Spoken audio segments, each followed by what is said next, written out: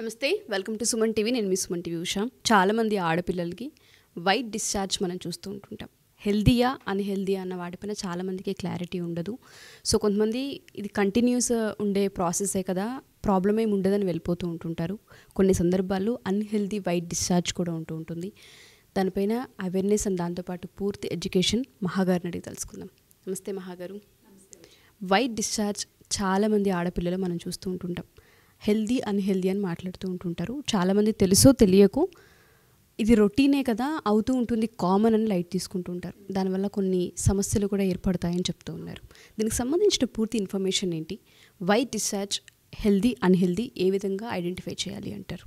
Vaginal discharge అన్నది normal Usha. మనం ప్రతి వీడియోలో చెప్తున్నాం వెజైనాని హైజీన్ మెయింటైన్ చేయండి అని అంటాం. హైజీన్ ఎలా మెయింటైన్ చేస్తామంటే బాడీ ఇంటర్నల్గా ఎక్స్టర్నల్ సర్ఫేసెస్ ఎక్స్టర్నల్గా ఏదైతే చూస్తామో ఇంటర్నల్గా మనం క్లెన్జీగా ఉంచితేనే ఎక్స్టర్నల్గా నీట్గా ఉంటుంది. ఏదైనా ఏదర్ ఫుడ్ కావచ్చు, ఏదైనా కావచ్చు. బట్ వెజనల్ డిశ్చార్జ్ అన్నది లూబ్రికెంట్ మనం చూస్తూ ఉంటాం, స్టిక్కీగా ఉంటుంది. ప్యాంటీస్కి మనం చూస్తుంటాం, ప్యాంటీస్లో చూస్తుంటాం. Either it is healthy or unhealthy. ఒక్కోసారి వైట్ డిశ్చార్జ్ స్మెల్ రాదు, ఏం రాదు, నార్మల్గా ఉంటుంది. It's a healthy discharge. అది జనరల్గా జరిగేది. It is nothing but a vagina దానంతలో అదే క్లెన్స్ చేసుకోవడానికి ఒక లూబ్రికెంట్. అది ముఖద్వారం, గర్భాశయ ముఖద్వారం దగ్గర నుంచి అక్కడ వెజైనల్ గ్లాండ్స్ నుంచి సెక్రీట్ అయ్యే ఒక లిక్విడ్ లాంటిది. It is a lubricant. దాని పీహెచ్ ఒక్కొక్కసారి అంటే ఆ వెజైనాకి మన బాడీకి ఒక్కొక్క పీహెచ్ ఆఫ్ ద బాడీ వేరే వేరే, బ్లడ్కో పీహెచ్ ఉంటుంది, మన స్టమక్ యాసిడ్కో పీహెచ్, అలా ఒక్కొక్క పీహెచ్ ఉంటుంది మన బాడీలోని. సో వెజైనా దగ్గరికి వచ్చేసరికి pH it is nothing but it should be base. ఎలా ఉండాలంటే ఆ వాతావరణం అన్నది దానికి ఎసిడిక్ నేచర్, దాన్ని మంట పుట్టించే విధంగా లేకపోతే దాన్ని ఇరిటేట్ చేసే విధంగా ఎప్పుడైతే మనము ఆ వాతావరణాన్ని క్రియేట్ చేస్తుంటామో ఎలా జరుగుతాయి ఇవి బ్యాక్టీరియల్ ఇన్ఫెక్షన్స్ కావచ్చు. వెజైనల్ ఇన్ఫెక్షన్లో బ్యాక్టీరియల్ ఇన్ఫెక్షన్ ఉంటుంది, ఫంగల్ ఇన్ఫెక్షన్ ఉంటుంది. కొన్ని సెక్షువల్లీ ట్రాన్స్మిటెడ్ డిసీజెస్ వల్ల కూడా వెజైనల్లోని లూబ్రికెంట్స్ ఏదైతే వెజైనల్ డిశ్చార్జ్ ఉందో దాని ఇన్ఫెక్షన్స్ చాలా డిఫరెంట్గా ఉంటుంటాయి. ఓకే. సో వెజైనల్లో డిఫరెంట్ టైప్ ఆఫ్ ఇన్ఫెక్షన్స్ ఉంటాయి, vaginal infections. So UTI is different, urinary tract infection is different, vaginal infection is different. So దీంట్లో ఎప్పుడైతే బ్యాక్టీరియల్ ఇన్ఫెక్షన్ వచ్చిందో డిశ్చార్జ్ ఏదైతే ఉందో నార్మల్గా కొంతమందికి గ్రీన్ కలర్లో వచ్చి మంట పుట్టి బ్లిస్టర్స్ అంటే చిన్న చిన్న కురుపుల్లాగా లేకపోతే ఆ చుట్టూ ఏదైతే ఉందో దాని చుట్టూ మంట పెట్టడము, వాపు రావడము, పెయిన్ రావడము, ఇలా ఉండేటప్పుడు ఏంటంటే బ్యాక్టీరియల్ ఇన్ఫెక్షన్. అది ఎలా ఉంటుందంటే ముద్దగా ఉంటుంది. ఓకే. పెరుగు ముద్ద ఎలా ఉంటుందో అది బ్యాక్టీరియల్ ఇన్ఫెక్షన్ అంటాం. అప్పుడు ఖచ్చితంగా డాక్టర్ని కన్సల్ట్ చేయాల్సిన అవసరం ఉంటుంది. ఎందుకంటే they will give the antibiotics. Okay. అది యాంటీబయాటిక్స్ కంప్లీట్. కొంతమందికి ఏంటి అంటే దాని డోసేజ్ మొత్తాన్ని ఒక 2 డేస్కి నార్మల్ అయిపోయింది అనుకోండి, దాన్ని స్టాప్ చేసేస్తారు. అలా చేయొద్దు. మళ్ళీ రీఅక్కరెన్స్ ఆఫ్ ద ఛాన్సెస్ చాలా ఎక్కువ ఉంటాయి. కాబట్టి complete the usage of 5 days అన్నది చేయాలి. ఓకే. ఫంగల్ ఇన్ఫెక్షన్స్ అన్నవి వీటిలో ఎలా ఉంటాయంటే వైట్ డిశ్చార్జ్ కలర్ ఏమి చేంజ్ అవ్వదు. కాటేజ్ చీజ్ అంటే ముద్దగా ఉంటుంది అండ్ వాటిలో ఫౌల్ స్మెల్ వస్తుంటుంది అన్నమాట. ఆ డిశ్చార్జ్ అన్నది ఏదైతే ఉందో ఫౌల్ స్మెల్ వచ్చి ఇచ్చింగ్, ఇరిటేషను, యూరిన్ పాస్ చేసేటప్పుడు మంట రావడము ఇలా జరుగుతూ ఉంటాయి. ఈ ఫంగల్ ఇన్ఫెక్షన్స్లో ఎక్కువగా షుగర్ పేషెంట్స్ ఉన్న వాళ్ళు కూడా చెక్ చేసుకోవాలి. ఎందుకంటే ప్రొలాంగ్ యూసేజ్ ఆఫ్ యాంటీబయాటిక్స్ వాడినా, స్ట్రెస్కి గురైనా, సరైన ఆహారానికి లేకపోతే వాటర్ ఇంటేక్ సరిగ్గా లేకపోయినా వీటి వల్ల ఏమవుతుందంటే దాని ఇన్ఫెక్షన్ రేట్ అనేది ఎక్కువ అయిపోతూ ఉంటుంది. సో వాళ్ళు ఖచ్చితంగా ఈ ఫంగల్ ఇన్ఫెక్షన్స్ అయితే ఖచ్చితంగా దీనికి మళ్ళీ తీసుకోవాల్సిన మెడిసిన్స్ వేరేగా ఉంటున్నాయి. అండ్ నెక్స్ట్ ప్రొలాంగ్డ్ యాంటీబయాటిక్స్ ఎవరైతే తీసుకుంటున్నారో వాళ్ళు ఖచ్చితంగా ఇటువంటి ఇన్ఫెక్షన్స్ గురయ్యే అవకాశం చాలా ఎక్కువ ఉంటుంది.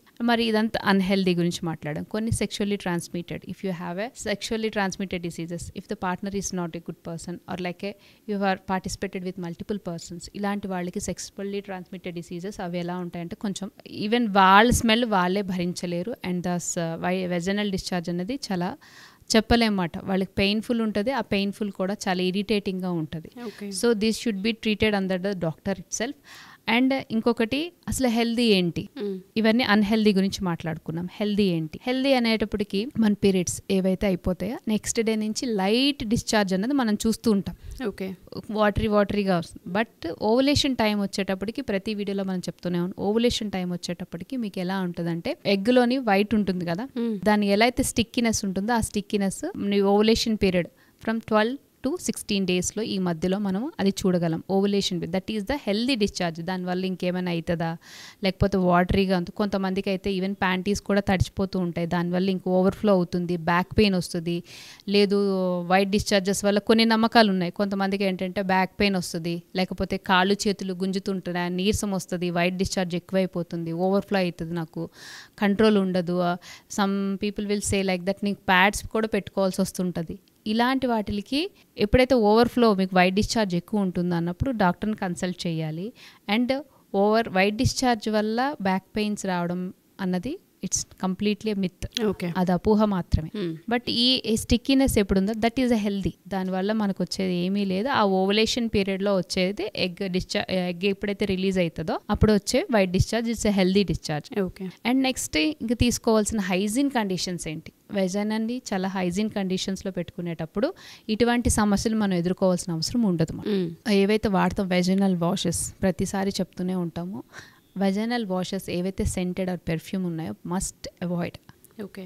అండ్ సోప్స్ కూడా ఏవైతే ఉన్నాయో పీహెచ్ ఎక్కువ ఉన్న సోప్స్ కాకుండా తక్కువ ఉన్న సోప్స్ ఉంటాయి. ఆ సోప్స్ కూడా దాని మీద పెట్టి వెజైనా లోపలికి పెట్టి రబ్ చేయడం అలాంటివి అయితే చెయ్యకూడదు. ఓకే. ఇన్ఫెక్షన్ ఛాన్సెస్ చాలా ఎక్కువ ఉంటాయి. కంప్లీట్ హైడ్రేషన్ ఉండాలి అండ్ ప్రోబయాటిక్స్ ఎక్కువ తీసుకోవాలి. Must avoid spicy and sweet ఏవైతే ఫుడ్స్ ఉంటాయో వాటిని కంప్లీట్గా అవాయిడ్ చేయాల్సిన అవసరం ఉంటుంది. After the intercourse with your partner sexual hygiene అన్నది must and should. They should, after the sexual intercourse, you should wash your vaginal areas. ఇవన్నది and ఇమీడియట్గా వాష్ చేసిన తర్వాత you should be tap with the towels. ఇవన్నది కంపల్సరీగా maintain చేయగలిగితే vaginal hygiene ఎప్పుడైతే maintain చేయగలుగుతామో దాని ఫర్దర్ కాంప్లికేషన్స్ మనం చూడాల్సిన అవసరం ఉండదు. ఓకే. సో మీరు అన్నట్టుగానే వైట్ డిశ్చార్జ్ అనేది హెల్దీ ఖచ్చితంగా ఉంటుంది.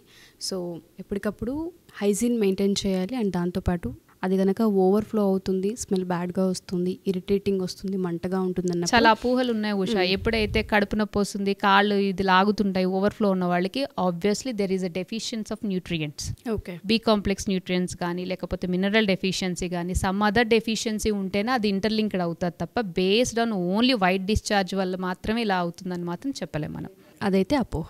ఓకే, థ్యాంక్ యూ మహాగారు. సో ఎవరికైనా సరే ఈ సిమ్టమ్స్ కనుక మీలో కనిపిస్తున్నాయి అనుకున్నప్పుడు మహాగారు చెప్పినట్టుగానే ఓవర్ఫ్లో, బ్యాడ్ స్మెల్ అండ్ దాంతోపాటు ఇచ్చింగ్, మంట, ఇరిటేషన్ ఇలాంటివి ఎప్పుడైతే ఉంటుంటాయో ఖచ్చితంగా డాక్టర్ని కన్సల్ట్ చేయాలని చెప్తున్నారు. ఫర్దర్గా దీనికి సంబంధించిన ఏదైనా డీటెయిల్స్ మీరు తెలుసుకోవాలి అనుకున్నా, లేదా ఒకసారి పూర్తి అవేర్నెస్ని మీరు క్రియేట్ చేసుకోవాలి అనుకున్నా, లేదా మీకు కొన్ని డౌట్స్ ఉన్నాయి ఒకసారి మహాగారితో మాట్లాడాలి అనుకున్నా ఖచ్చితంగా మహాగారు అవైలబుల్ ఉంటారు.